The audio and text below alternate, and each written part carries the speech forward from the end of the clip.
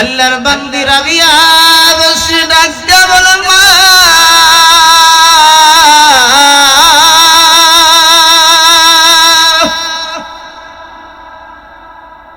যেহেতু আমাদের ঘরে আর কোনো খাবার নাই, মাত্র 2টা রুটি আছে, মারে রুটি 2টা নিয়ে আসো। আমরা 2টা রুটি খাবারের পরে আল্লাহর খাবার খাওয়ার পরে আল্লাহর শুকরিয়া জ্ঞাপন করি। মুসলমান ভাইরা রে, আমাদের গৃহপালিত পশু পাখি উকায় তাদের কোনো দস্তরখানা লাগে না, দোয়া কালাম লাগে না। আমরা আল্লাহর সৃষ্টির সেরা জীব, আশরাফুল মাখলুকাত, আমরা নবীজির উম্মত। কিন্তু নবীজি আমাদেরকে খানা খাওয়ার সুন্নাত শিখিয়েছেন, দস্তরখানা সহ দোয়া কালাম সহ খানা খাইতে হবে। আমি যদি বলি খানার আগে শুরুতে এবং খানা সামনে আসলে, খানা খাওয়ার মাঝে এবং শেষ করলে কি দোয়া, অনেকেই বলতে পারবেন না। এই জন্য সম্মানিত হাজির, এগুলা শেখার দরকার আছে। তাবলীগে সময় লাগান, এগুলা শিখতে পারবেন। ইমাম সাহেবের কাছে সময় দেন, শিখতে পারবেন। আমার ভাইরা রে, যখন খাদেমা মেয়েটি যখন প্রস্তাব দিল, আল্লাহর বান্দি রাবিয়া বসরি বলে যাও তুমি রুটি 2টা নিয়ে আসো। এমন সময় রাবিয়া বসরির দরবারে বাড়িতে একজন সাইল ভিক্ষুক এসে হাত বের করে দিয়ে বলে লা ইলাহা ইল্লাল্লাহু মুহাম্মাদুর রাসূলুল্লাহ।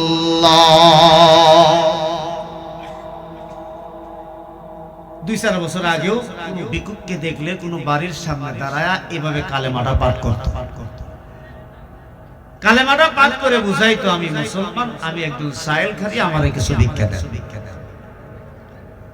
এখনো কোন দরিদ্র সাইল বলে, আবার অনেক সাইল আছে যারা কালেমা পর্যন্ত পড়ে না। বলে বাড়ির লোকজন আছেন নেই, বলে আছি, বলে কিছু দেন। প্রথমেই বলে আল্লাহর রাস্তায় কিছু দেন। আল্লাহর রাস্তায় শব্দ ব্যবহার করলে ওই বাড়িওয়ালার তাকে কিছু সাহায্য করা তার জন্য ওয়াজিব। কোন সাহায্যকারী যদি আপনাকে আল্লাহর রাস্তায় বলে, তাহলে তাকে কিন্তু ফিরায় দিয়ে দিন, তাকে কিন্তু ফিরায় দিন। রাবিয়া বসরির বাড়িতে একজন সাইল ভিক্ষুক এসে যখন হাত বের করে দিলেন, আম্মা জান আমি একজন সাইলকারী ভিক্ষুক, আজ 3 দিন ধরে অনাহার, কোনো খাদ্য নেই, পানি নেই, আমি ক্ষুধার্ত পিপাসিত।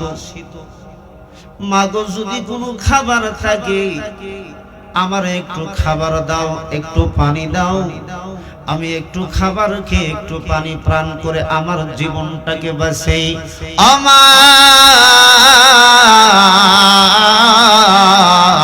আজ 3 দিন 3 রাত হলো কোনো দানা পানি আমার পেটে যায় না।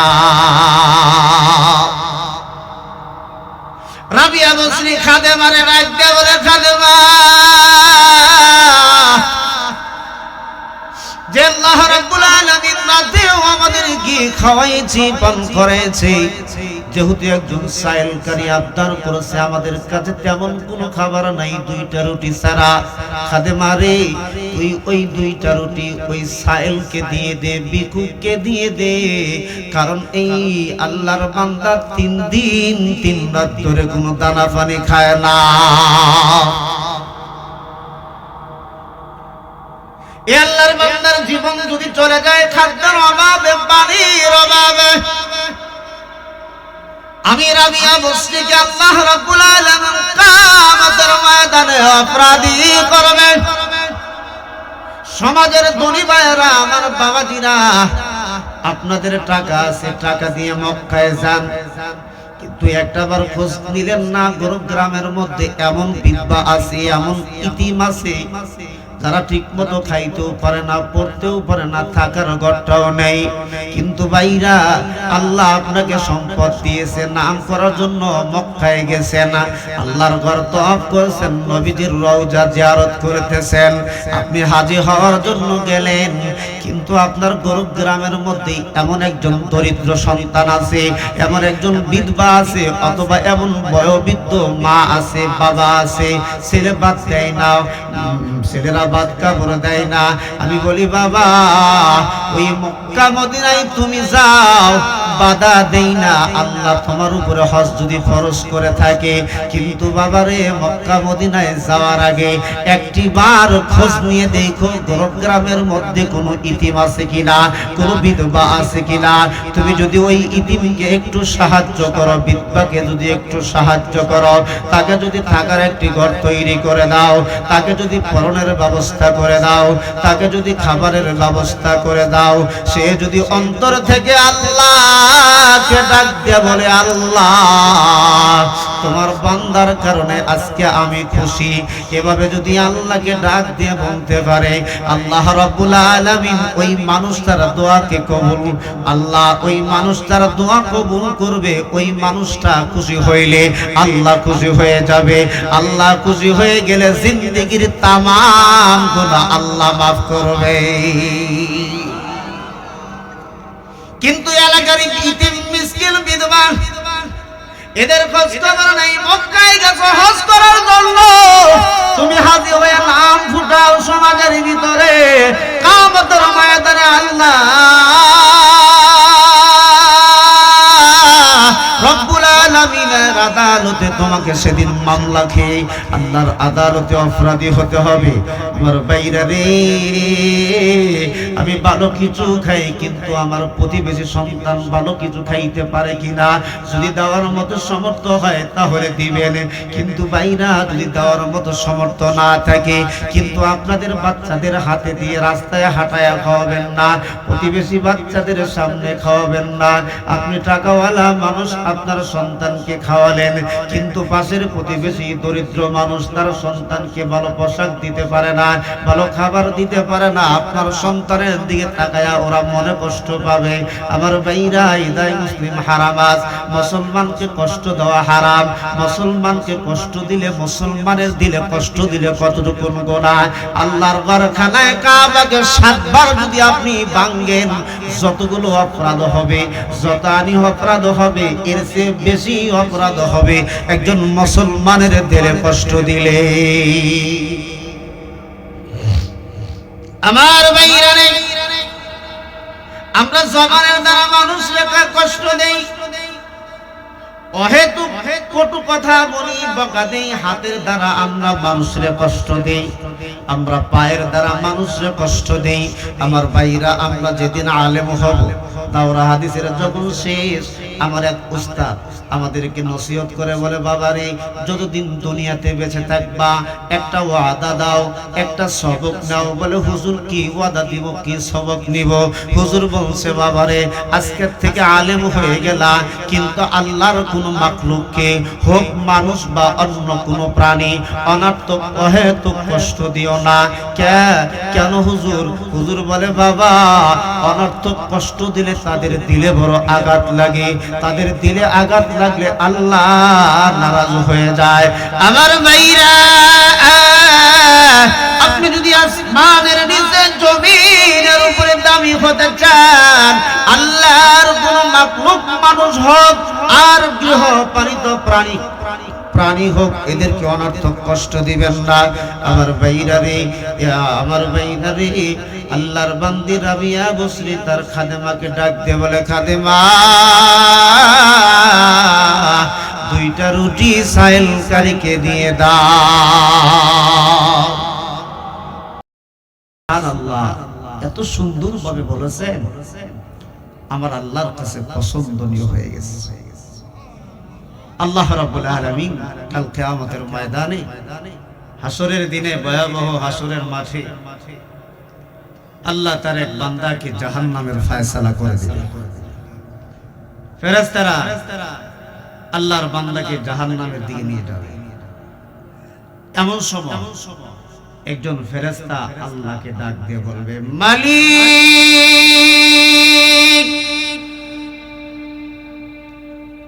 তোমার নির্দেশ হলো তোমার বান্দাকে জাহান্নামে নিয়ে যাওয়া।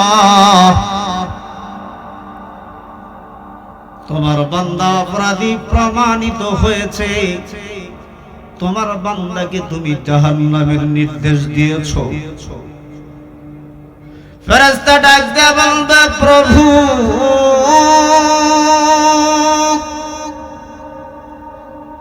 আপনার বান্দার জবানে সুবহানাল্লাহর শুকরান পাওয়া যায়।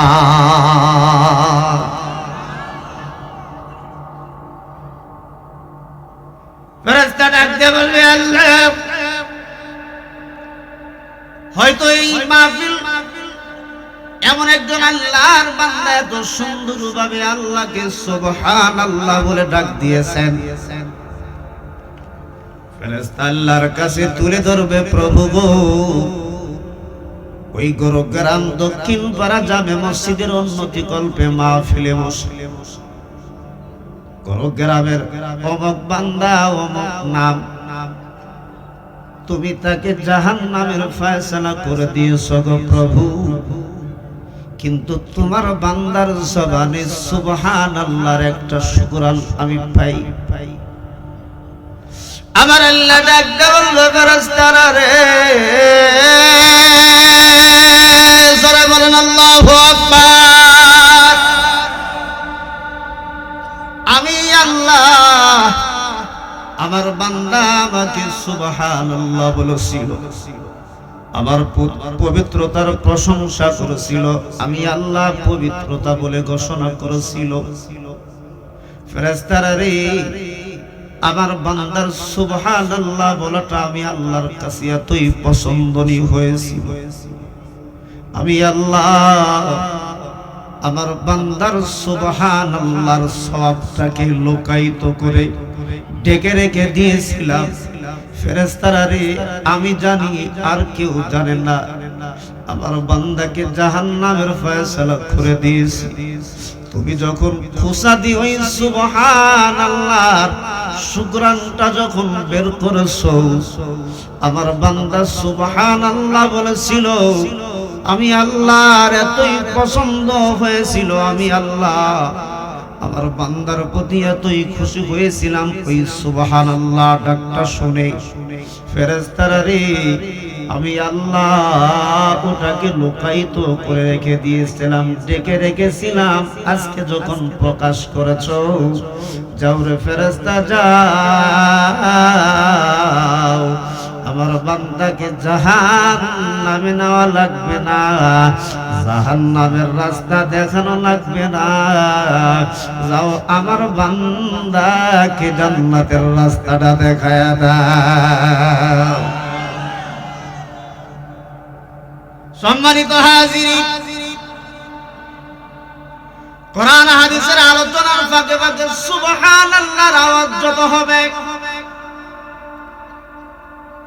আমলের ব্যাটারি তত চার্জ হবে, আর যার আমলের ব্যাটারি চার্জ হবে অটোমেটিক ঈমান বেড়ে যাবে। সামনে নির্বাচন, মিছিলে গেলে কত চিল্লায় চিল্লায় অমুক ভাই তমুক ভাই, দুনিয়ার সমস্ত আওয়াজ যদি উচ্চ হয়, কেন আমাদের এই জবানে আল্লাহর আওয়াজ উচ্চ হবে না? আল্লাহ রাব্বুল আলামিন পারতেন আমাদের এই জবানটাকে আল্লাহ নাফাক বানাইতে, নাফাক করে আল্লাহ বানাইতে পারতেন, কিন্তু মহান প্রভু এই জবানটাকে নাফাক করে বানাই নাই। আমি আপনি যখন মায়ের পেটের ভিতরে ছিলাম, আল্লাহ রাব্বুল আলামিন মার মাসিকের রক্ত, মিন্সের রক্তকে বন্ধ করে দিয়ে আমাকে মায়ের পেটের ভিতরে নারীর সাথে নারী অ্যাডজাস্ট করে আমাকে তিলে তিলে আল্লাহ মায়ের গর্ভে বড় করেছে। কিন্তু মহান আল্লাহ পারতেন ওই নাপাক রক্ত আমাদের জবান দ্বারা দিতে। আমার আল্লাহ জবান দ্বারা দেয় নাই, মায়ের নারীর সাথে আমাদের নারী অ্যাডজাস্ট করে আল্লাহ রাব্বুল আলামিন মায়ের গর্ভে আমাদেরকে তিলে তিলে আমার আল্লাহ বড় করেছেন।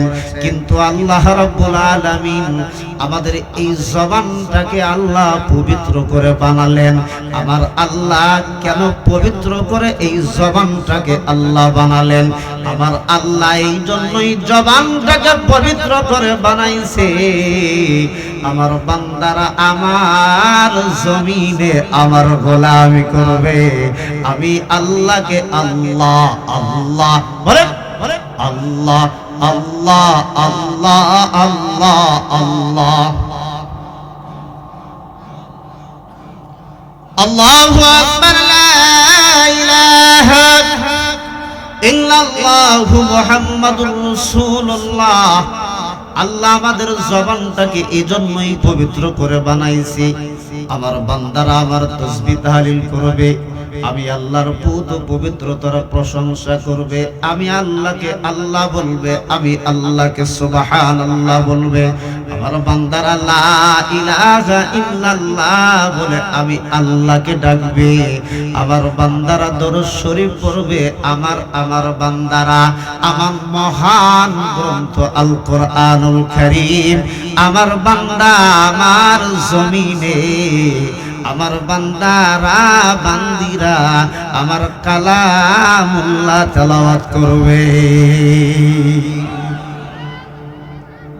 এজন্যই আল্লাহ রাব্বুল আলামিন এই জবানটাকে পবিত্র করে বানালেন। এই পবিত্র জবান দিয়ে দুনিয়ার সব আওয়াজ আমরা উচ্চ স্বরে বলি, গান বললে উচ্চ স্বরে বলি, মিছিলে গেলেও উচ্চ স্বরে বলি, কিন্তু আল্লাহর নামে আল্লাহর নাম আমাদের জবানে আসতে হয়।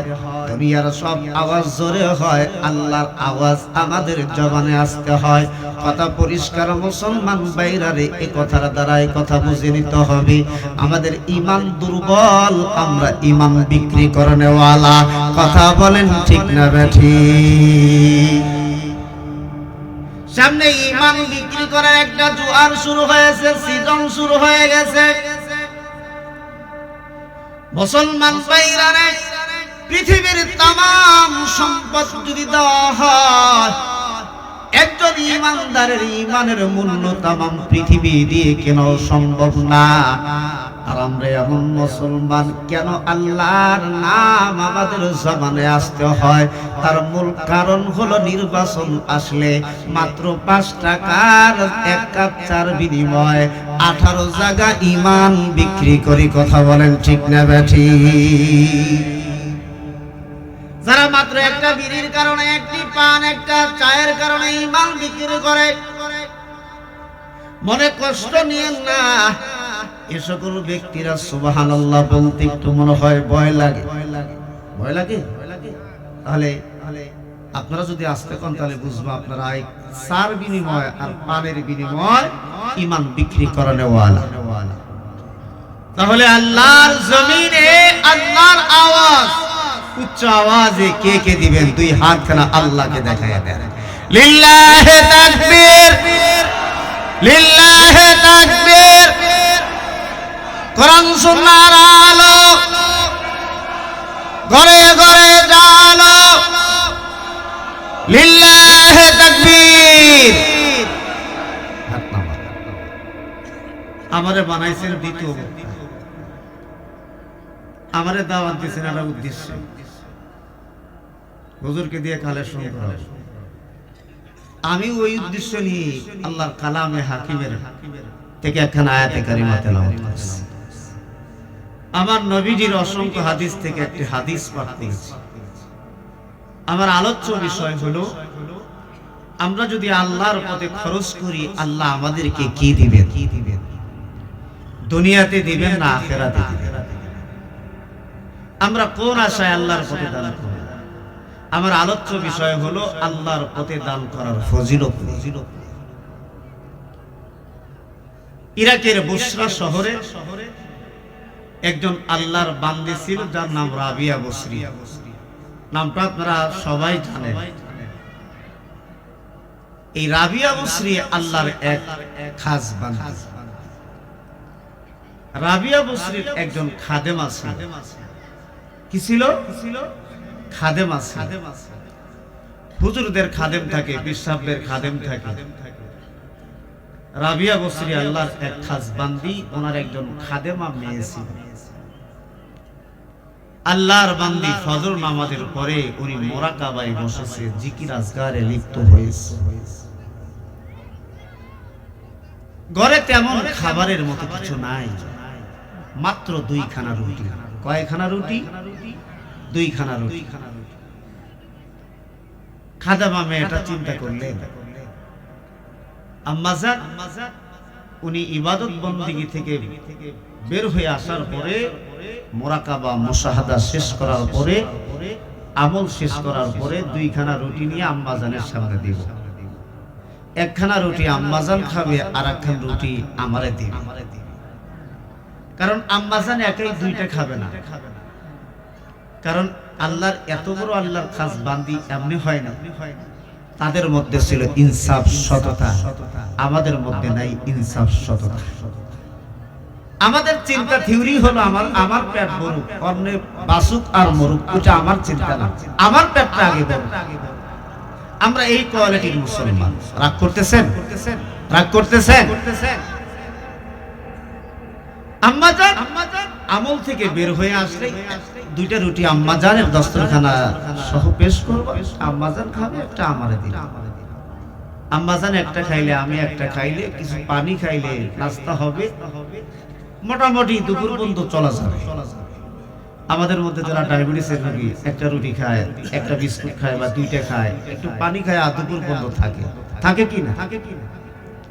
ভাই অল্পে যারা তুষ্টি, আল্লাহ রাব্বুল আলামিন এদের রিজিকে, এদের হায়াতে আল্লাহ বরকত দিয়ে দেন। জোরে বলুন সুবহান। সম্মানিত হাজির,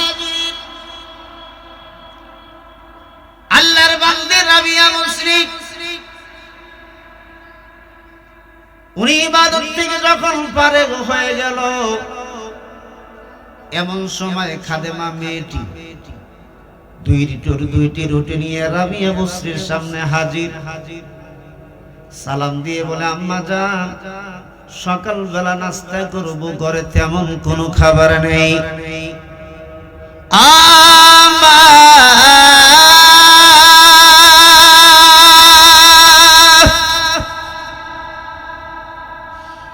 আমাদের ঘরে মাত্র 2টি রুটি আছে, নাস্তা করার জন্য, জীবন জীবিকা নির্ধারণ করার জন্য মাত্র 2টি রুটি আছে। মাগো আমরা ওই 2টি রুটি দিয়ে নাস্তা করতে চাই। অনুমতি দিলে দস্তরখানা বিছাইয়া 2টা রুটি আপনার সম্মুখে আমি হাজির করি। আল্লাহর বান্দী রাবিয়া বসরি ডাক দিয়ে বলেন, মা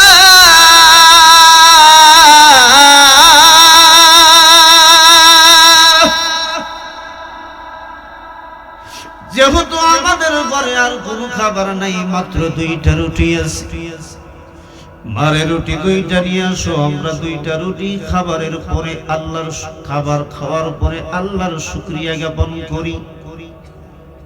মুসলমান ভাইরা রে, আমাদের গৃহপালিত পশু পাখি উকায়, তাদের কোনো দস্তরখানা লাগে না, দোয়া কালাম লাগে না।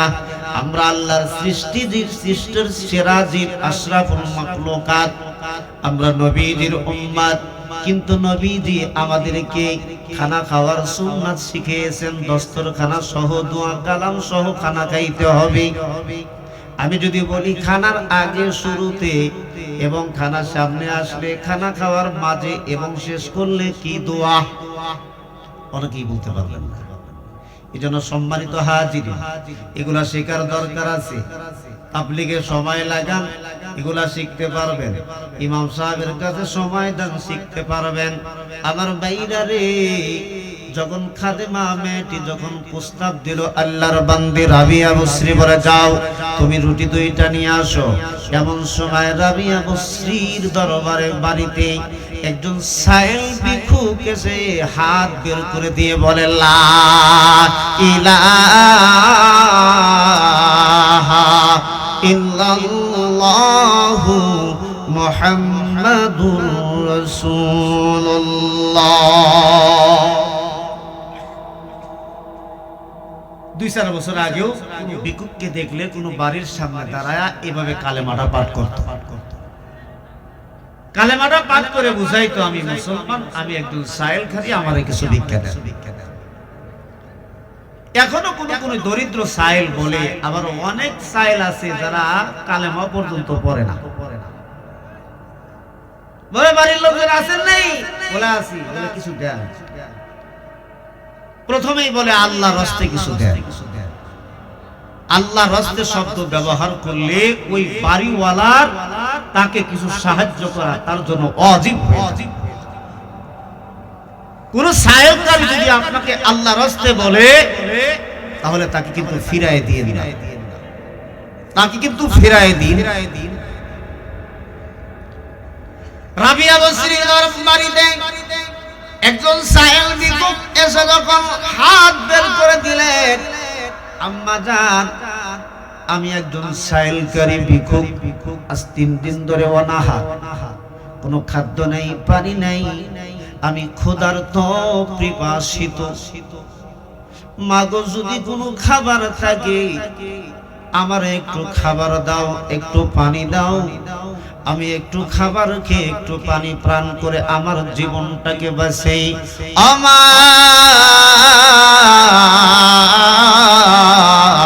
আজ 3 দিন 3 রাত হলো কোনো দানা পানি আমার পেটে যায় না।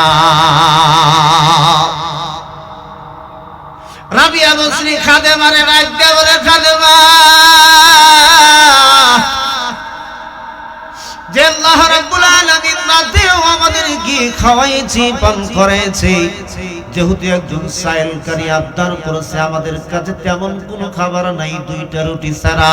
খাদেমা রে তুই ওই 2টা রুটি ওই সাইলকে দিয়ে দে, ভিক্ষুককে দিয়ে দে, কারণ এই আল্লাহর বান্দা 3 দিন 3 রাত ধরে কোনো দানা পানি খায় না।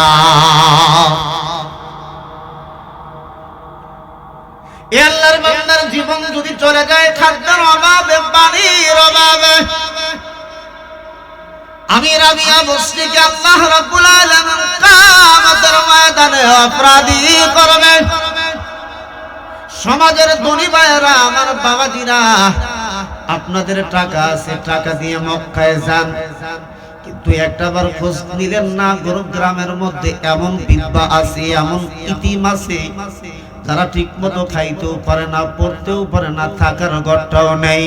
কিন্তু ভাইরা, আল্লাহ আপনাকে সম্পদ দিয়েছে, নাম করার জন্য মক্কায় গেছেন, আল্লাহর ঘর তওয়াফ করেছেন, নবীজির রওজা জিয়ারত করতেছেন, আপনি হাজী হওয়ার জন্য গেলেন, কিন্তু আপনার গ্রামের মধ্যে এমন একজন দরিদ্র সন্তান আছে, এমন একজন বিধবা আছে, অথবা এমন বয়োবৃদ্ধ মা আছে, বাবা আছে, ছেলে বাদ দেয় না, ছেলেরা বাদ কাপড় দেয় না। আমি বলি বাবা, ওই মক্কা মদিনায় তুমি যাও, বাধা দেই না, আল্লাহ তোমার উপরে হজ যদি ফরজ করে থাকে, কিন্তু বাবারে মক্কা মদিনায় যাওয়ার আগে একটি বার খোঁজ নিয়ে দেখো গ্রামের মধ্যে কোনো ইতিম আছে কিনা, কোনো বিধবা আছে কিনা। তুমি যদি ওই ইতিমকে একটু সাহায্য করো, বিধবাকে যদি একটু সাহায্য করো, তাকে যদি থাকার একটি ঘর তৈরি করে দাও, তাকে যদি পরনের ব্যবস্থা করে দাও, তাকে যদি খাবারের ব্যবস্থা করে দাও, সে যদি অন্তর থেকে আল্লাহকে ডাক দিয়ে বলে, আল্লাহ তোমার বান্দার কারণে আজকে আমি খুশি, এভাবে যদি আল্লাহকে ডাক দিয়ে বলতে পারে, আল্লাহ রাব্বুল আলামিন ওই মানুষটার দোয়াকে কবুল, আল্লাহ ওই মানুষটার দোয়া কবুল করবে। ওই মানুষটা খুশি হইলে আল্লাহ খুশি হয়ে যাবে, আল্লাহ খুশি হয়ে গেলে জিন্দেগির তামাম গুনাহ আল্লাহ মাফ করবে। কিন্তু এলাকার ইতিম মিসকিন বিধবা এদের কষ্ট করে নাই, মক্কায় গেছো হজ করার জন্য, তুমি হাজী হয়ে নাম ফুটাও সমাজের ভিতরে, কিয়ামতের ময়দানে আল্লাহ রব্বুল আদালতে তোমাকে সেদিন মামলা খেয়ে আল্লাহর আদালতে অপরাধী হতে হবে। আমার ভাইরা রে, আমি ভালো কিছু খাই কিন্তু আমার প্রতিবেশী সন্তান ভালো কিছু খাইতে পারে কিনা, যদি দেওয়ার মতো সমর্থ হয় তাহলে দিবেন, কিন্তু ভাইরা যদি দেওয়ার মতো সমর্থ না থাকে কিন্তু আপনাদের বাচ্চাদের হাতে দিয়ে রাস্তায় হাঁটায়া খাওয়াবেন না, প্রতিবেশী বাচ্চাদের সামনে খাওয়াবেন না। আপনি টাকাওয়ালা মানুষ, আপনার সন্তানকে খাওয়ালেন কিন্তু পাশের প্রতিবেশী দরিদ্র মানুষ তার সন্তানকে ভালো পোশাক দিতে পারে না, ভালো খাবার দিতে পারে না, আপনার সন্তানের দিকে তাকায়া ওরা মনে কষ্ট পাবে। আমার ভাইরা, ইদাই মুসলিম হারামাস, মুসলমানকে কষ্ট দেওয়া হারাম। মুসলমানকে কষ্ট দিলে, মুসলমানের দিলে কষ্ট দিলে কতটুকু গুনাহ। আল্লাহর ঘরখানায় কাবাকে 7 বার যদি আপনি ভাঙেন, যতগুলো অপরাধ হবে, যত আনি অপরাধ হবে, এর চেয়ে বেশি অপরাধ হবে একজন মুসলমানের দিলে কষ্ট দিলে। আমার ভাইরা রে, আমরা জবানের দ্বারা মানুষকে কষ্ট দেই, অহেতুক কটু কথা বলি, বকা দেই, হাতের দ্বারা আমরা মানুষের কষ্ট দেই, আমরা পায়ের দ্বারা মানুষের কষ্ট দেই। আমার ভাইরা, আমরা যেদিন আলেম হব, দাওরা হাদিসের যখন শেষ, আমার এক উস্তাদ আমাদেরকে নসিহত করে বলে, বাবারে যতদিন দুনিয়াতে বেঁচে থাকবা একটা ওয়াদা দাও, একটা সবক নাও। বলে হুজুর কি ওয়াদা দিব, কি সবক নিব? হুজুর বলছে, বাবারে আজকের থেকে আলেম হয়ে গেলা কিন্তু আল্লাহর কোন মাখলুককে হোক মানুষ বা অন্য কোন প্রাণী অনার্থক অহেতুক কষ্ট দিও না। কেন হুজুর? হুজুর বলে, বাবা অনর্থক কষ্ট দিলে তাদের দিলে বড় আঘাত লাগে, তাদের দিলে আঘাত লাগলে আল্লাহ নারাজ হয়ে যায়। আমার ভাইরা, আপনি যদি আসমানের নিচে জমিনের উপরে দামি হতে চান, আল্লাহর কোন মাখলুক মানুষ হোক আর গৃহপালিত প্রাণী হোক, এদেরকে অনর্থক কষ্ট দিবেন না। আমার ভাইরা রে, আমার ভাইরা রে, আল্লাহর বান্দি রাবিয়া বসরি তার খাদেমাকে ডাক দিয়ে বলে, খাদেমা 2টা রুটি সাইলকারীকে দিয়ে দাও।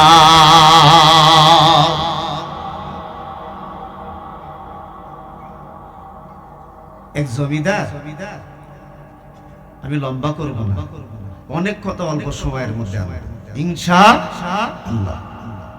এক জমিদার টাকা পয়সা হয়েছে তো স্ত্রীকে দিয়ে খাইতে বসে, এমন সময় একজন সাইলকারী এসে বলে, আমারে কিছু দাও।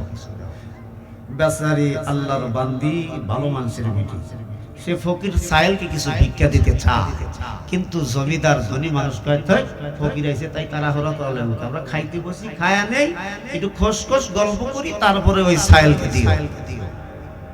মোটামুটি আধা ঘন্টা পরিমাণ দাঁড়া করার এক, তারপরে ওই স্ত্রী ভিক্ষা দিতে যেতে চায়, স্বামী দিতে চায় না, অনেক পরে ভিক্ষা দিচ্ছে। এটা আমার আল্লাহ বরদাস্ত করে নাই, আমার আল্লাহর সহ্য হয় নাই।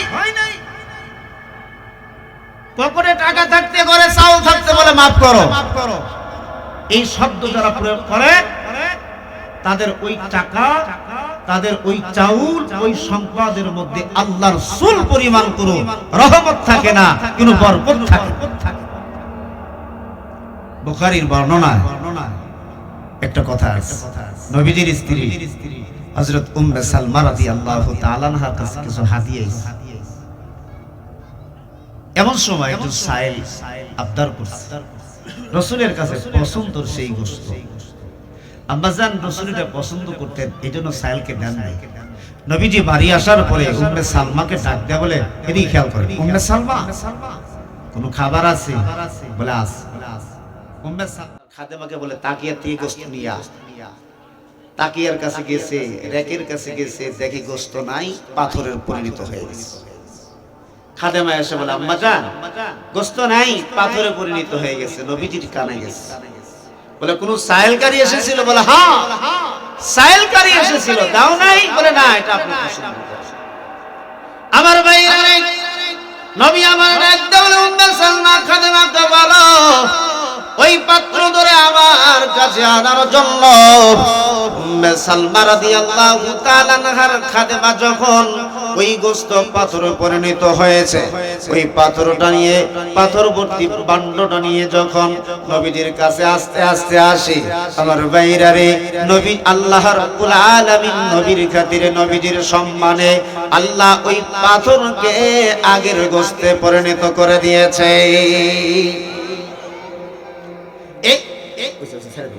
এই কথার দ্বারা মুরাদ হলো, আপনার কাছে সম্পদ থাকার পরে যদি কোনো অভাবীকে যদি আপনি না দেন, আপনার ওই সম্পদ পাথর হবে না, টাকা পাথর হবে না, ধান চাল পাথর হবে না। কিন্তু পরিষ্কার কথা হলো, ওই সম্পদের মধ্যে আল্লাহর কোনো রহমত নাই, আল্লাহর কোনো বরকত নাই। সম্মানিত প্রধান অতিথি স্টেজে এসেছে, ওনার পরে আমি কোরআন হাদিস থেকে ইনশাআল্লাহ আলোচনা করব। ঠিক আছে। আজকে প্রোগ্রাম দক্ষিণপাড়া জামে মসজিদের উদ্যোগে ওয়াজ মাহফিলের আমাদের প্রধান অতিথি আমাদের স্টেজে এসে পৌঁছিয়েছেন। আমি প্রধান অতিথিকে বসার জন্য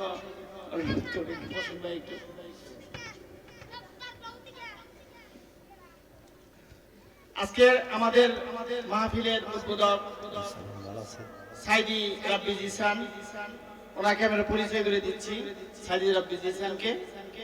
আর আজকে আমাদের বিশেষ অতিথি হিসেবে আমাদের মঞ্চে উপস্থিত আছেন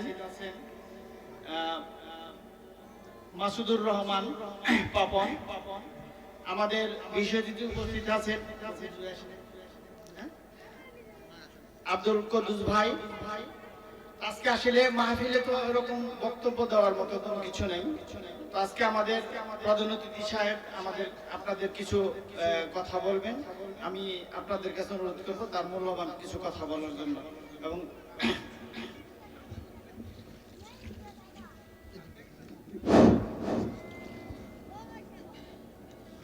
এ পর্যায়ে আপনাদের সামনে মূল্যবান বক্তব্য নিয়ে আসবে আজকের অনুষ্ঠানের প্রধান অতিথি জনাব এস.এম. আলম হোসাইন, সহসভাপতি যাদবপুর ইউনিয়ন বিএনপি।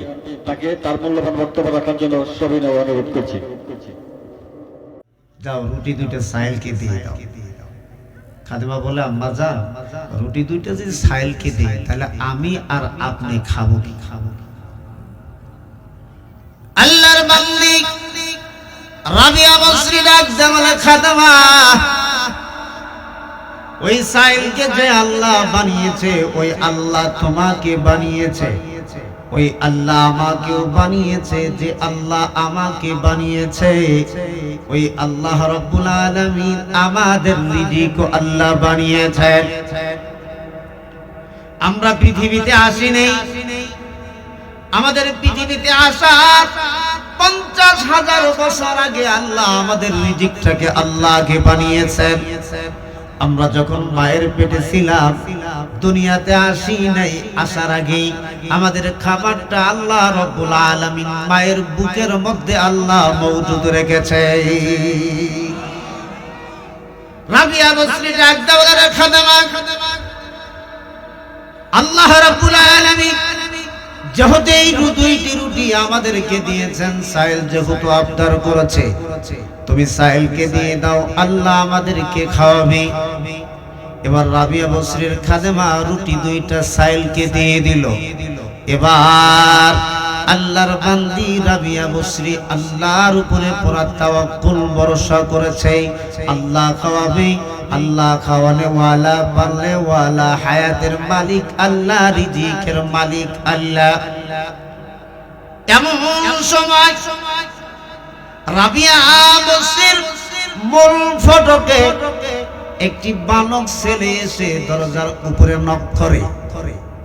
রাবিয়া বসরি খাদেমাকে বলে, খাদেমা, দেখছে আমার দরজার উপরে নক করে কে?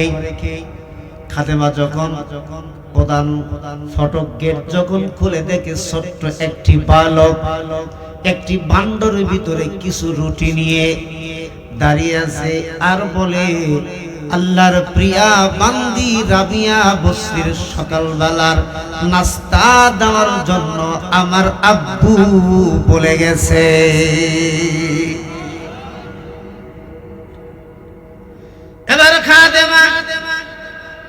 সদরে গ্রহণ করে মনে মনে কল্পনা করেন, যেহেতু এই পাত্রের ভিতরে একাধিক রুটি, আল্লাহ রাব্বুল আলামিন এই রুটি দ্বারা পরিতৃপ্ত সহকারে আল্লাহ আমাদেরকে খাওয়াবেন। রুটির বান্ডটা নিয়ে খাদেমা আল্লাহর বান্দি রাবিয়া বসরির সম্মুখে যখন তুলে ধরল, রাবিয়া বসরি গুনে 1 থেকে 18 পর্যন্ত গুনলেন। গুনার পরে আল্লাহর বান্দি রাবিয়া বসরি বলে, খাদেমা, আমার আল্লাহ যদি আমারে দেয় 20টা দিবে। আমার আল্লাহ এত বখিল না। আমার আল্লাহ যদি তার বান্দি রাবিয়াকে সকালের নাস্তা খাওয়ায়, 20টা রুটির মাধ্যমে আল্লাহ খাওয়াবে, কিন্তু আমার আল্লাহ 18টা দিবে না। কারণ আল্লাহর কোরআনে আল্লাহ বলেন, মান জাআ বিল হাসানাতি ফালাহু আশরু আমসালিহা। আল্লাহ বলেন, আমার বান্দা এবং বান্দিরা, তোমরা যদি একটা নেকির কাজ করো, আমি আল্লাহ তোমাদের ওই নেকির কাজটাকে 10 গুণে বর্ধিত করে দেই। রাবিয়া বসরি খাদেমাকে ডাক দিয়ে বলে, খাদেমা, আমার আল্লাহ যদি আমাকে সকাল বেলার নাস্তা খাওয়াই, 20টা রুটির দ্বারা আল্লাহ নাস্তা খাওয়াবে, 18টা দিয়ে খাওয়াবে না।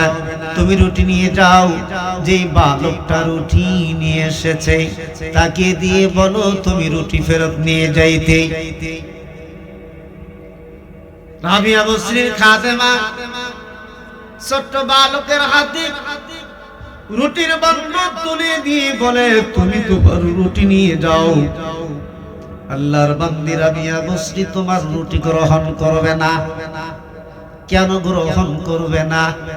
রাবিয়া বসরি বলে, আল্লাহ যদি আমারে দেয় 20টা রুটি দিবে, 18টা রুটি দিবে না।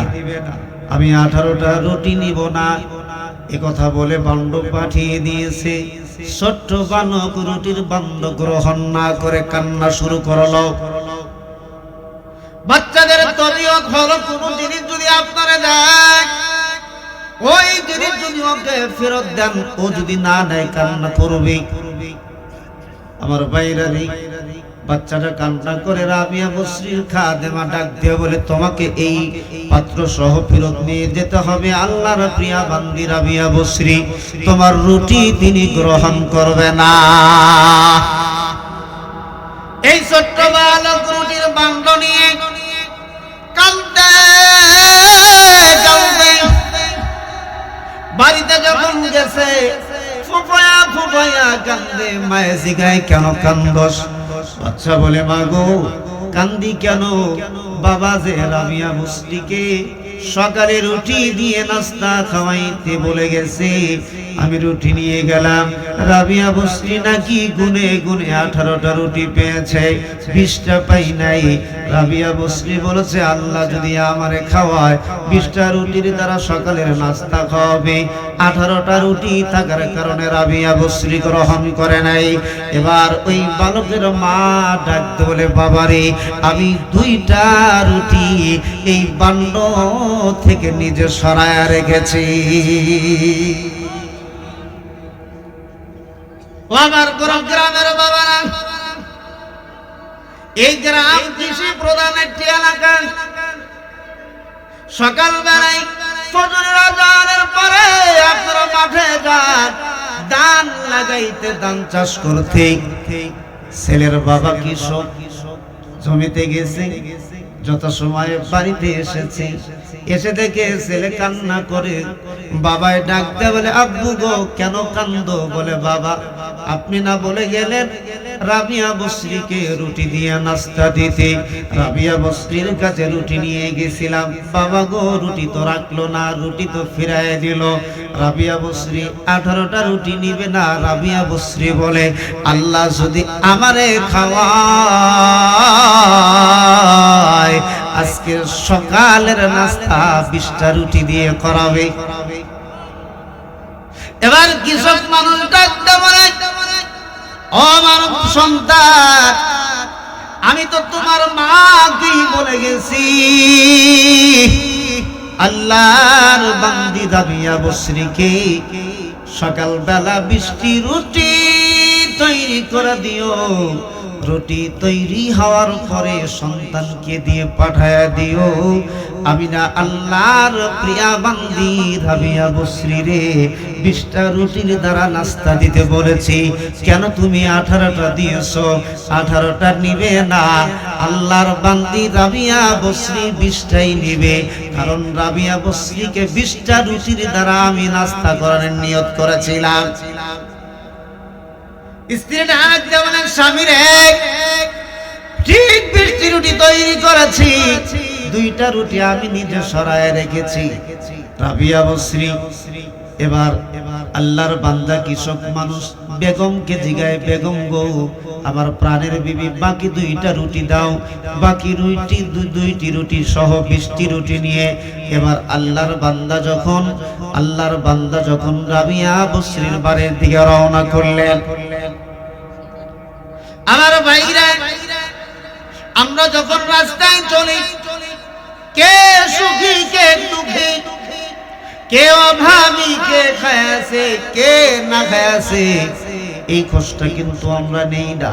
আমাদের নবীর আদর্শ ছিল, নবী যখন রাস্তায় চলতেন তিনি চলার পথে খুঁজতেন কে অভাবে আছে, কে সুখে আছে, কে দুঃখে আছে, কে খেয়ে আছে, কে না খেয়ে আছে। আমার ভাইরা, আল্লাহর বান্দা আলী ইবনে মুআফফি রাহমাতুল্লাহি আলাইহি, আলী ইবনে মুআফফি রাহমাতুল্লাহি আলাইহি তিনি পাহাড়ের গিরিপথ দিয়ে হাঁটতেছে। এমন সময় আলী ইবনে মুআফফি তাকায়া দেখে বুরকা পরিহিতা, হিজাব পরিহিতা আল্লাহর একজন বান্দি লুকাইয়া পাথরের আড়াল লুকাইয়া পাথরের আড়ালে আল্লাহর বান্দি বহু দূর এগিয়ে যায়। আল্লাহর বান্দা আলী ইবনে মুআফফি রাহমাতুল্লাহি আলাইহি আল্লাহর বান্দির পিছনে পিছনে লুকাইয়া যখন হাঁটা শুরু করলো, আমার ভাইরা, আল্লাহর ওলি আলী ইবনে মুআফফি রাহমাতুল্লাহি আলাইহি তাকায়া দেখে আল্লাহর বান্দি একটা মৃত্যু জানোয়ারের গোশত কেটে তার সাইড ব্যাগের মধ্যে ঢুকাইয়া আল্লাহর বান্দি আবার গোপনে লুকাইয়া বাড়িতে আসলেন। বাড়ির মূল ফটক গেটটা হলো পাথরের দ্বারা, বিশাল বড় পাথর দ্বারা গেট বানিয়েছে। পাথরটা যখন সম্মুখে যখন চাপায় দিল, লাগায় দিল, আল্লাহর বান্দা আলী ইবনে মুআফফি রাহমাতুল্লাহি আলাইহি ডাক দিয়ে বলে, আল্লাহর বান্দি, এই মৃত্যু প্রাণীর গোশত তুমি তোমার পরিবারের কাউরে খাওয়ায় না।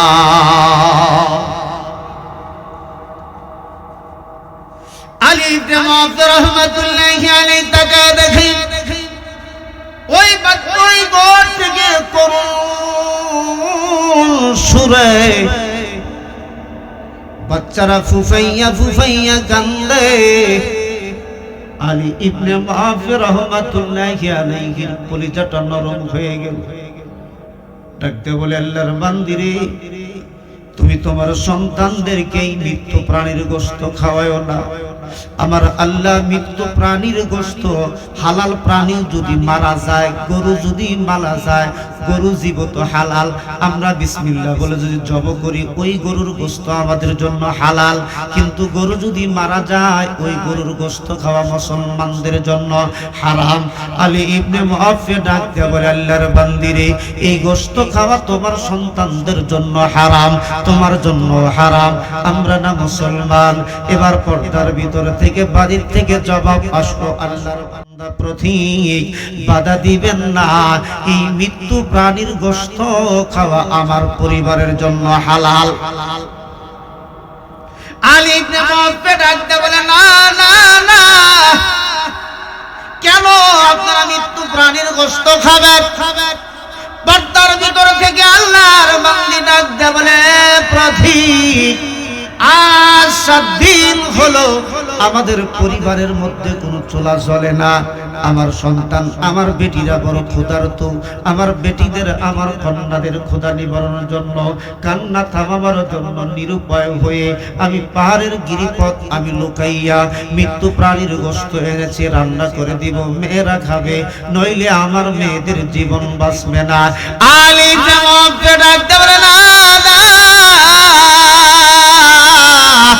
আল্লাহর বান্দা, তোমার সন্তান মেয়েদেরকে তুমি এই গোশত খাওয়ায় না। তোমার কি এই পরিবারের জিম্মাদার কি বাড়িওয়ালা বেঁচে নাই? আল্লাহর বান্দি ডাকতে বলে, পথিক, এই বাড়ির জিম্মাদার আমার স্বামী, তিনি তো দুনিয়াতে বেঁচে নাই আল্লাহর দ্বীন ইসলাম কায়েমের জন্য, আল্লাহর পথে আল্লাহর দ্বীন জিন্দা করার জন্য কাফেরদের বিরুদ্ধে তলোয়ার চালাইতে চালাইতে কাফেরদেরকে কসুকাটা করতে করতে আমার স্বামী ইসলামের জন্য নিজের জীবন দিয়ে, আল্লাহর পথে জীবন দিয়ে শহীদ মর্যাদা লাভ করেছে। পথিক, আমার বড় কোন সন্তান নাই যে আমার পরিবারের হাল ধরবে, উপার্জন করে আমার পরিবারের মধ্যে আনবে, এমন কোন সন্তান আমার নেই। স্বামীটা আল্লাহর পথে জিহাদ করতে গিয়ে শহীদ হয়ে গেছে। আমার বাচ্চারা মেয়েগুলো আজ 7 দিন ধরে অনাহার, কোন ইতিহাসের মধ্যে লেখে 3 দিন 3 রাত ধরে অনাহার। আলী ইবনে মুআফফা ডাকতে বলে, মা,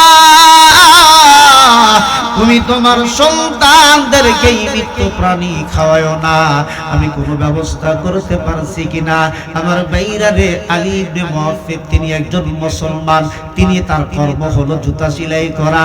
বাগদাদের এক বাজারে বসে আল্লাহর বান্দা মুচি জুতা সেলাই করে, হালাল পয়সা উপার্জন করে মুসলমান। কিন্তু আল্লাহর বান্দার ইচ্ছা হলো সোনার মক্কা মদিনায় যাওয়ার, কিন্তু বহু আশা, কিন্তু সমর্থ নাই, যেতে পারে না। যেই কাফেলা বাগদাদ থেকে যখন মদিনাতে যায়, ওই হাজীদেরকে বলে দেয়, আমার সালামটা নবীজির রওজায় পৌঁছায় দিও। এক হাজী একটু তেরা কথা বলে, ও আলী ইবনে মুআফফা, তুমি কি যাওয়ার হিম্মত নাই? তুমি কি যাওয়ার নিয়ত করতে পারো না? আলী ইবনে মুআফফা তার স্ত্রীকে ডাক দিয়ে বলে, বিবি রে, আমি তো গরিব, আমি সোনার মক্কা মদিনায় যেতে চাই।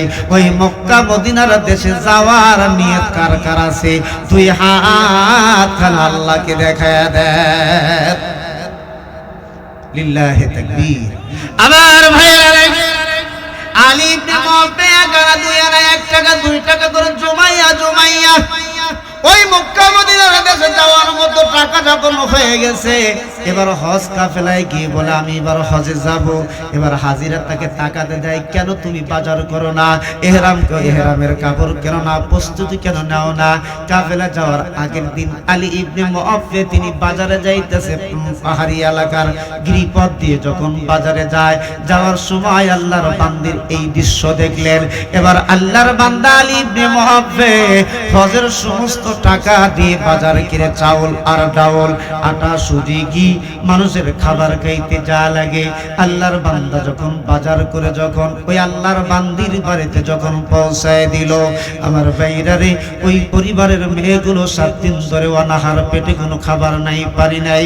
এবার ওই পরিবারের কন্যাদের পেটে যখন খাবার যখন পৌঁছে গেল, আলী ইবনে মুআফফা রাহমাতুল্লাহি আলাইহি বলে, আমার হজের টাকা আমি গরিবদের মাঝে আমি দিয়ে দিলাম, এখন হজে যাওয়ার মতো সামর্থ্য নাই, আমি তো জবান দিয়েছে মক্কায় যাব, এখন আমি যদি তাদের কাছে বলি আমার টাকা নাই, তারা আমাকে লজ্জা দিবে, আমি একটু লুকায়া থাকি।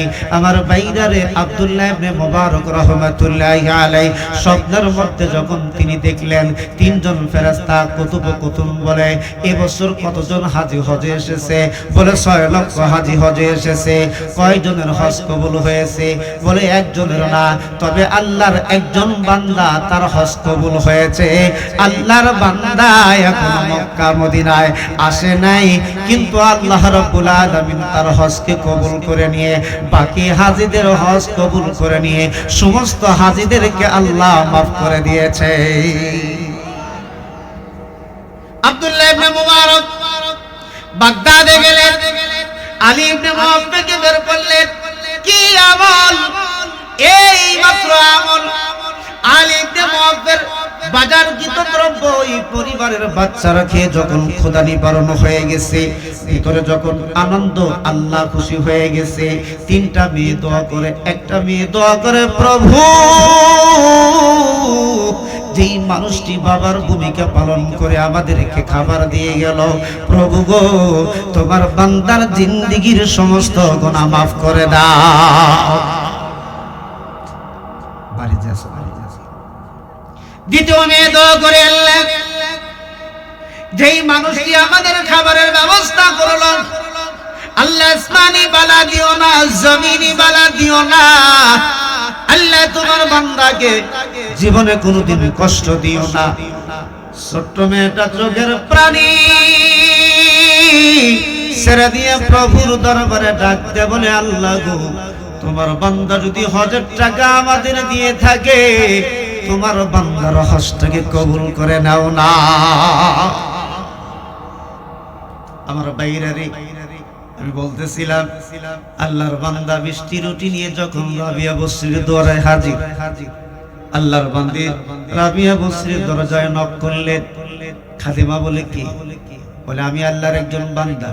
বলে, কি নিয়ে এসেছেন? 20টা রুটি নিয়ে এসেছি। তোমার আম্মাকে বলো 20টা রুটি নিয়ে এসেছি। এবার আল্লাহর বান্দি রাবিয়া বসরির খাদেমা 20টি রুটির বান্ড গ্রহণ করে এবার রাবিয়া বসরিকে বলে, আম্মা জান 20টা রুটি নিয়ে এসেছে। রাবিয়া বসরি ডাকতে বলে, এ খাদেমা, আল্লাহর কোন বান্দা এবং বান্দি যদি আল্লাহর পথে 1 দেয়, আল্লাহ 10 দেয়।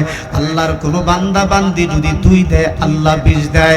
আল্লাহ তার কালামে হাকিমের অন্য জায়গার মধ্যে আল্লাহ বলেন, বিসমিল্লাহির রহমানির রহিম, মাসালুল্লাযীনা ইউনফিকুনা আমওয়ালাহুম ফি সাবিলিল্লাহ, যারা আল্লাহর পথে তাদের মাল এবং সম্পদ যখন খরচ করে, তাদের উপমা হলো, আল্লাহ বলে একটা বীজের মতন, কামাসালি হাব্বাতিন আম্বাতাস সাবআ সানাবিলা। আল্লাহ বলেন যারা আল্লাহর পথে খরচ করে, তাদের উপমা হলো একটা বীজের মতো। একটা বীজ জমিনে রোপণ করলে 7টা শীষ হয়। আমার আল্লাহ প্রত্যেকটা শীষ থেকে 100 করে বীজ দেয়। আমার আল্লাহ 700 শীষ থেকে 700 বীজ দেয়। একের বিনিময়ে আল্লাহ 700 দেয়। আল্লাহর কোন বান্দা এবং বান্দি যদি আল্লাহর পথে যখন খরচ করে, আল্লাহর পথে খরচ করা, আল্লাহর ঘরকে নির্মাণ করা, নবীজি হাদিসের মধ্যে বলেন, মান বানা লিল্লাহি বাইতান বানাল্লাহু লাহু বাইতান বিল জান্নাহ। আমার নবী বলেন, যারা আল্লাহর সন্তুষ্টির জন্য, আমার নবী বলেন, যারা মসজিদ বানাবে, মসজিদ নির্মাণ করবে। একটা মসজিদ নির্মাণ করা আমাদের পক্ষে সম্ভব না। আমরা যদি একটি মসজিদ নির্মাণ করতে, মসজিদ সুন্দর করতে, মসজিদের উন্নয়ন কল্পে যদি আমরা কিছু টাকা দান করি, হয়তো 5,000, 10,000, 20,000, 10 টাকা, 5 টাকা, 100 টাকা, সামর্থ্য অনুযায়ী যে যতটুকু আমরা দিয়েছি, আমার ভাইরা পুরা মসজিদ বানানোর ক্ষমতা আমাদের নাই, কিন্তু অল্প অল্প দিয়ে সহযোগিতা করেছি। আমার মহান রব কাবাতুল ময়দানে জান্নাতের মধ্যে আমাদের জন্য আল্লাহ জান্নাতে বালাখানা বানাইয়া, আল্লাহ জান্নাতের বালাখানার মালিক আল্লাহ বানায়া দিবে। রাসূল বলেন, মান বানা লিল্লাহি বাইতান, উলামায়ে কেরাম আছে যারা আল্লাহর সন্তুষ্টি চিত্রে মসজিদ বানায়, বানাল্লাহু লাহু বাইতান ফিল জান্নাহ, আল্লাহ তার জন্য বালাখানা জান্নাতের মধ্যে বানায়। আমার ভাইরা, আল্লাহর নবী অপর হাদিসের মধ্যে বলেছেন, ক্বালান নবিয়্যু সাল্লাল্লাহু আলাইহি ওয়াসাল্লাম, আল জান্নাতু দারুল আসকিয়াই, যারা দানশীল ব্যক্তির বেহেশত, দানশীল ব্যক্তির হলো আবাস স্থল। আর একটু আওয়াজ দিয়ে বলি সুবহানাল্লাহ। আল্লাহর নবী বলেন, যারা দান করবে, বেহেশত হলো দানশীল ব্যক্তিদের আবাস স্থল। আল্লাহর নবী অন্য হাদিসের মধ্যে বলেন, as-সাদকাতু তারাদ্দুল বালাআ ওয়া তাযীদু ফিল উমরি। আল্লাহর নবী বলেন, যারা দান সদকা করে, যারা দান খয়রাত করে, আল্লাহ রাব্বুল আলামিন তাদের রোগ শোক বালা মুসিবতকে আল্লাহ দূর করে দেন। আল্লাহ তাদের আয়ু, তাদের জীবনটাকে আল্লাহ বৃদ্ধি করে দেন। আমার গ্রামের বাবাজি ভাইরা, সময় সংক্ষিপ্ত, লম্বা সময় থাকলে অনেক কথা আমি আপনাদেরকে শোনাইতাম। বাবা কবরে শুয়ে আছে, মা কবরে শুয়ে আছে। আমার বাবাজি ভাইরা রে, ওই মায়ের রূহের মাগফিরাত কামনা করে, বাবার রূহের মাগফিরাত কামনা করে আল্লাহর কোন কোন বান্দা আছেন সৎ ইচ্ছায় আপনার সামর্থ্য অনুপাতে আপনি যতটুকু আপনি আল্লাহর ঘরে উন্নয়ন কল্পে আপনি দিতে পারেন। আমার ভাইরা, দুনিয়ার সব কিছু শেষ হয়ে যাবে। আমার ভাইরা রে, খানায়ে কাবা ইঞ্জিল, আমরা ট্রেন দেখি অনেকগুলো বগি থাকে, তার ইঞ্জিল কিন্তু একটা।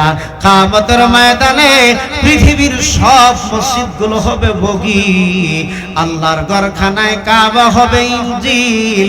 যারা এই বগির জন্য সহযোগিতা করেছে, টিকিট কেটেছে, আল্লাহ রাব্বুল আলামিন এই মসজিদের মেহমান বানাইয়া, এই বগির মেহমান বানাইয়া খানায়ে কাবা ইঞ্জিল হয়ে এই ঘরের খাতিরে আল্লাহ আমাকে এবং আপনাদেরকে আল্লাহর তৈরি জান্নাতে যাওয়ার তৌফিক আল্লাহ দিয়ে দিবে। কে কে এই বগিতে কিছু দান খয়রাত করে এখানে আমাদের একটা সিট বরাদ্দ করে কিয়ামতের ময়দানে খানায়ে কাবা ইঞ্জিল হবে, এগুলা বগি হবে।